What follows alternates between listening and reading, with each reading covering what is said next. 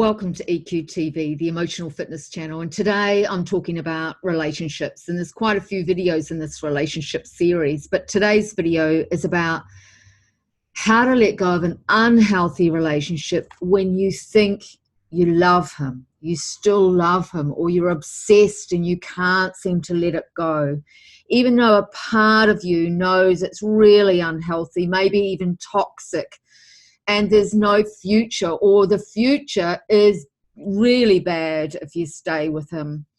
And so this is what we call codependent relationships. And often there is a part of us that had an unmet need as a child where we were rejected by a male or our brothers or our father, and there's a part of us that just feels, or even the mother, it can happen in any form, and there's a part of us that just is so obsessed, it's called a negative bias in the brain, and it keeps us going back to these toxic relationships, because if only this person would really love me and accept me fully, it will prove on some level that I'm worth it, that I'm good enough.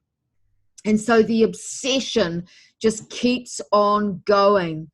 And to be honest, I had so many toxic relationships in my past, so I know a lot about this. I had a lot of healing to get through it.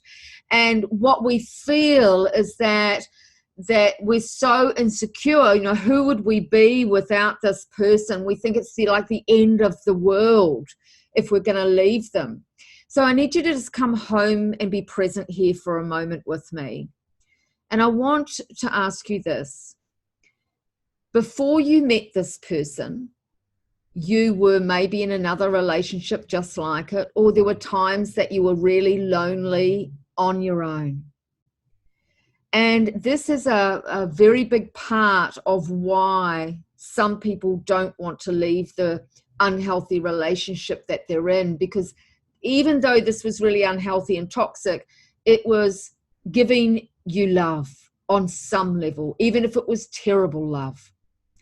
But this is only in your mind. What I can tell you this is love doesn't behave that way.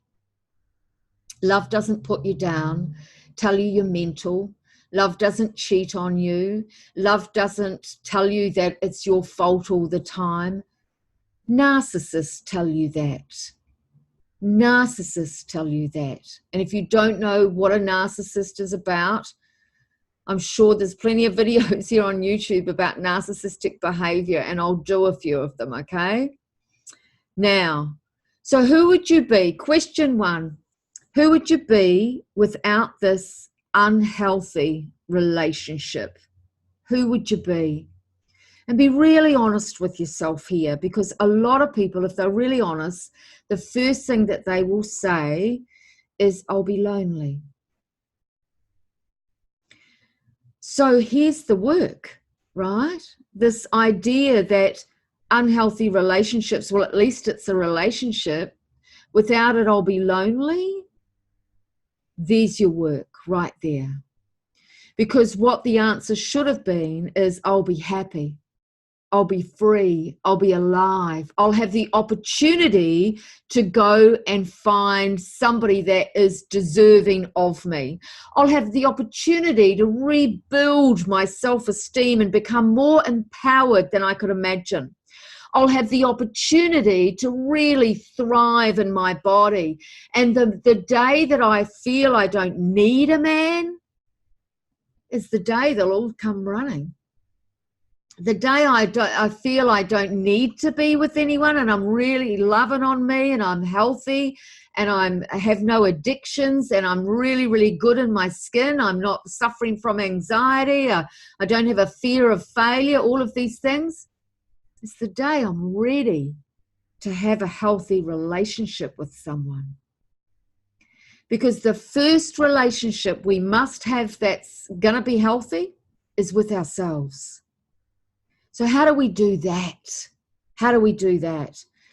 So to let go of this relationship is to believe that you deserve a healthy relationship. You have to believe it, that you deserve a healthy relationship, and to identify that that's not a healthy relationship. And so you may have come from an environment when you were younger that made you believe or made you feel that you weren't enough, that made you feel that you were a burden, that you weren't wanted, liked, or even loved. And it could have been some people in your family that made you feel that way. You might have had loving parents, yet your brothers made you feel that way. You might have had a loving mother and your father made you feel that way. But whoever the dominant person is the reason you keep getting attracted to narcissists, unhealthy, emotionally unavailable, disrespectful men. That's really important for you to understand.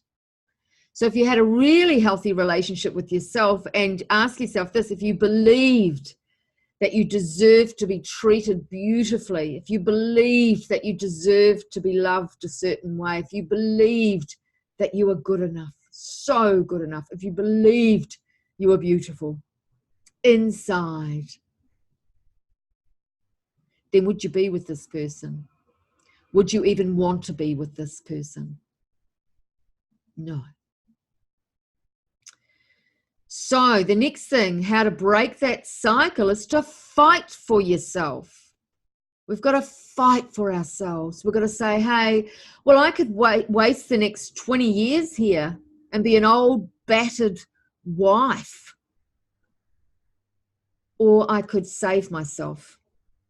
And I could absolutely put my hand on my heart and say, I'm going to do this for me, so I can have and create and attract a beautiful relationship.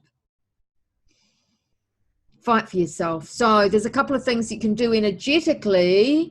You can have a quantum healing session with me and you can cut the cords. You can do empowering stuff so that you can actually start creating the life you want. But you've got to fight for yourself. You've got to say to yourself, make a commitment, I'm done. And when you own it, no more going back. No more, why did that happen? Why did that happen for me? Why did he say that? Why did I create that? Why? As soon as we do that, we've lost it. We're going down the rabbit hole. As soon as we do forward statements like, what can I do now to change this? How would I like my relationship in the future to look? And when am I going to commit to me to change? And it's painful. The wounded soul, the wounded ego, that part of you that's been put down because that's how you were treated by somebody when you were little, to program you to believe that you weren't enough. So we've got to change it. When are you going to commit is the question. And believe me, if I've coached so many women who've come from this trauma, they've all got through it. I've got through it. I've lived with, I've got beautiful people I know that have got through it, and you can get through it too, right? He's never going to change. Because to have a healthy relationship, both have to be willing to grow, both have to do the work. And, you know, you can have a relationship if you're still working through your stuff, but you've got to be authentic about it. And you've got to make sure that your partner isn't your therapist, and that you go to a therapist, you get a coach who's been through this sort of stuff, who understands what's happened to you, and you do the work. Otherwise, you'll never be able to move forward and create the love you want. Now, fight for yourself. And use forward statements. Then you've got to get a support system. Not only do you go to a therapist, because there's nothing more unattractive than a man to have a responsibility for somebody's trauma in a relationship.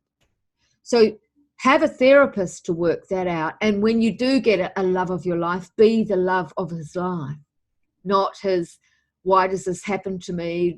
Does my bum look big in this? And somebody who's there to mend your self-esteem. It's never going to work.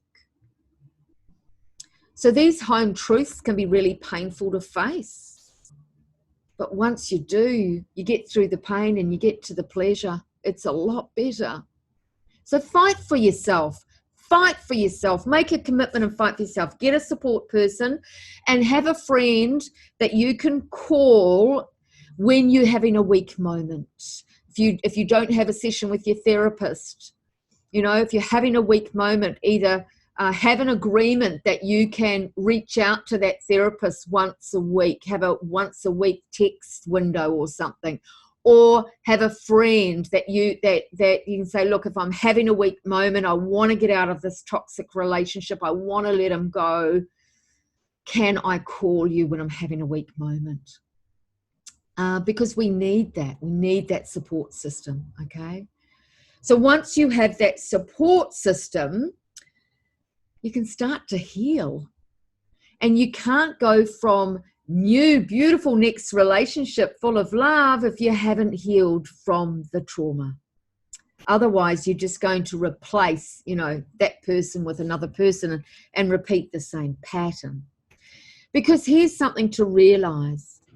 From a spiritual point of view, these people come to us as contracts. Relationships are fated. And when you understand the spiritual, energetic side of life, then you'll know that that person's a teacher.